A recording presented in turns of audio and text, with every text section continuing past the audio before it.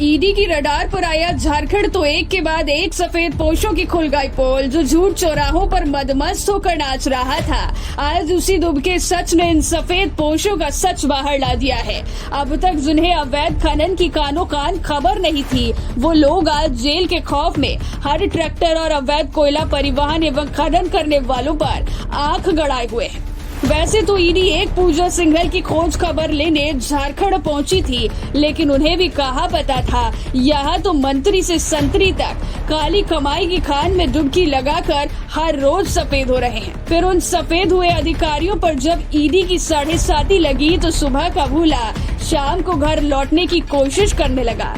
अगर आप लातेहार पलामू के निवासी है तो अब तक समझ ही चुके होंगे हम किसकी बात कर रहे हैं। जब ईडी की कार्यवाही झारखंड में शुरू हुई तो इस कार्यवाही की शुरुआत मनरेगा घोटाले से हुई, लेकिन इस एक मनरेगा घोटाले के दोषियों को ढूंढते ढूंढते कितने और अवैध खनन के अपराधी सामने आ गए, जिन्होंने बीते सालों से धड़ल्ले से पैसे बनाए, जिसमें नेता अधिकारी दोनों शामिल हुए। इसी बीच नाम आया लातेहार और पलामू के डीएमओ आनंद कुमार का, जिन्हें अब उनकी ताबड़तोड़ कार्यवाही के लिए जाना जा रहा है। आनंद कुमार लगातार अवैध खनन, अवैध बालू ढुलाई और भंडारण के विरुद्ध कार्यवाही कर रहे हैं।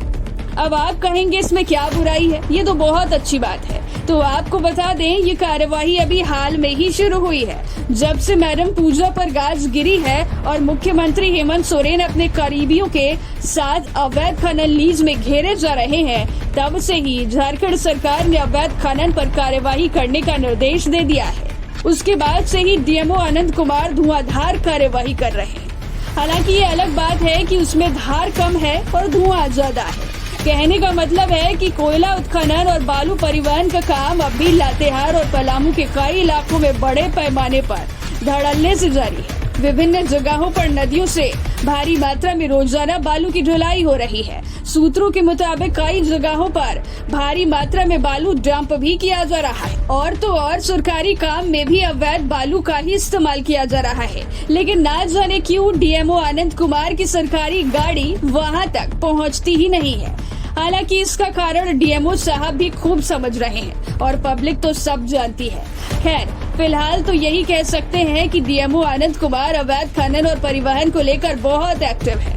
सरकार के आदेश उसके पहले मंद गति क्यों थी, इसका जवाब तो डीएमओ साहब ही बता सकते हैं। हाँ, लेकिन इससे पहले कभी ईडी ने तिरछी नजर से देखा भी तो नहीं था।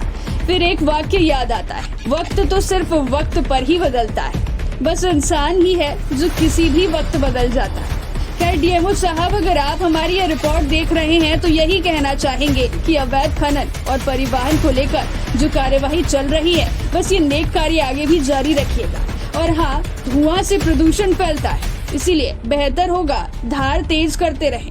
लातेहार की जनता को भी यही उम्मीद रहेगी। बाकी हम कहीं थोड़ी जा रहे हैं। फिर मिलेंगे डीएमओ साहिब की किसी नए किस्से के साथ।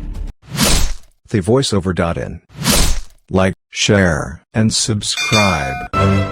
www.thevoiceover.in